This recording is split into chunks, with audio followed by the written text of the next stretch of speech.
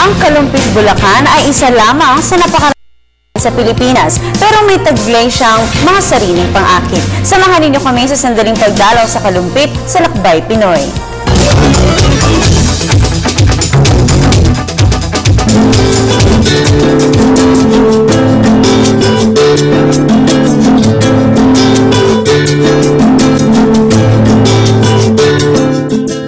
Hitik sa kasaysayan, ang Kalumpit ay tumutulay sa makaluma at sa makabago.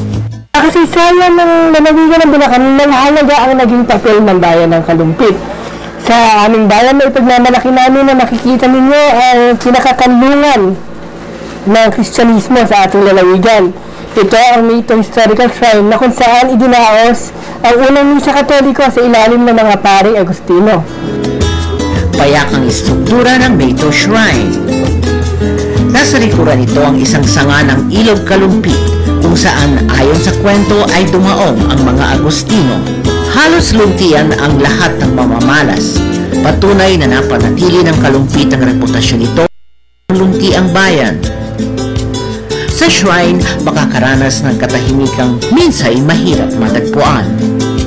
Sa amin din bayan makikita ang pinakamatandang simbahang katoliko.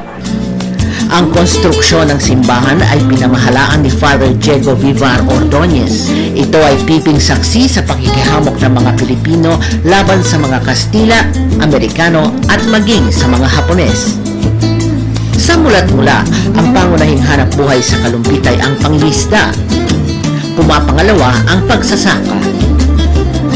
Sa likod ng mga gusali o tambanang naitatag bilang alaala ng mahabang papel ng Kalumpit sa kasaysayan ay ang Ilog ng Kalumpit, ang maituturing na lifeline ng bayan. Ang Kalumpit River, isang integral part of the Angat River.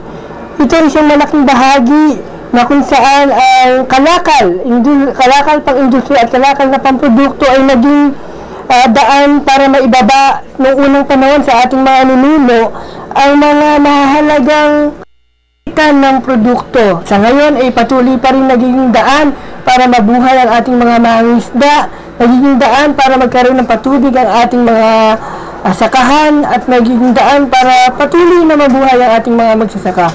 Ang Kalumpit River ay ang isa sa pinakamalinis na ilog sa buong bansa. Kasama ito sa top 10 na pinakamalinis na ilog sa buong bansa. Hindi madedehado ang mga turista sa Kalumpit. Ang mga naghahanap ng matutuluyan sa bayan ay mayroong mapupuntahang hotel. Kung isang venue naman ang kailangan para sa mga salo-salo, nariyan ang Lawiswis Kawayan Resort. Dito, makakatagpo ang bisita ng mga amenities para siya maging komportable, busog, at para makapagpahinga at magkaroon ng peace of mind. Ang lugar na ito ay pinipili ng mga taga-Kalumpit para pagdausan ng handaan at konferensya. Kung pampasalubong ang nais, ipinagmamalaki ng Kalumpit ang naiiba nitong isa. Ang bayan ng Kalumpit ay kilala rin sa mga produkto na kung saan ay maralasap mo at matitikman ang masarap na pagkain. Nandito halimbawa ang produkto ng Langganisang Kalumpit na dinadayo at talagang tinatangkilik hindi lamang sa aming bayan, hindi lamang sa aming lalawigan, kung hindi buong Luzon ay bumababa rito para matikman at malasap ang nasabing langganisa. Maaari ring mamili ng mga paso, kalan, banga at palayok na yari sa putik na hango sa ilog at mano-manong hinubog at binuo. Kung mayroon naman kayong re-regaluhan ng nagagandahang religious statues, tungulin ang paggawaan ng mga dungka. Ang mga estatwang ito ay gawa sa fiberglass at masusing hinubog at nilagyan ng detalye. Sa bandang huli, ang espesyal na katangian ng Kalumpit ay ang mga mamamayan nito. Para sa kanila, hangad ng mga namumuno ng bayan ang magandang kinabukasan. Matatalino ang mga mamamayan ng Kalumpit. Meron kaming 97% literacy rate. Lugar na bigyan ng tamang pagkakataon, tamang hanap buhay, tamang ikabubuhay, sigurado magsusumikap at kayang magsumikap. Kaya naman walang pinipiling araw o oras ang local officials ng Kalumpit para paglingkuran ng taong bayan. Madalas ay puno ng mga nangangailangan ng tulong ang tanggapan ni Mayor James de Jesus na ayon sa kanyang staff ay hindi umuwi ng hindi nakatulong sa kapwa. Dito, makikita ang pruweba ng good governance na isinusulong ng kasalukuyang pamunuan.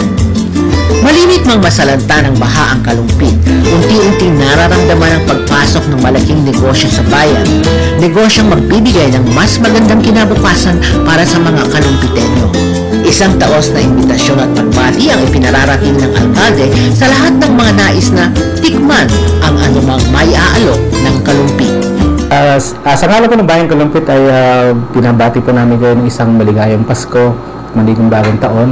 At sana po ay kung kayo may panahon at nais niyo pumunta sa isang bayan na ang mga tao nagmamahalan, tayo nakangiti kahit na nahihirapan, pumunta po kayo sa aming bayan, ang Bayang Kalumpit. At sana din po, huwag po natin kakalimutan na sa ating pagsasaya ng Pasko, huwag po natin kalilimutan pagdasal o lalo tigit tulungan yung pong ating mga kababayan sa Mindanao na nasalanta ng pagbagyo. Pagdasal po natin sila. Para sa Telebisyon ng Bayan, Fer Ramirez.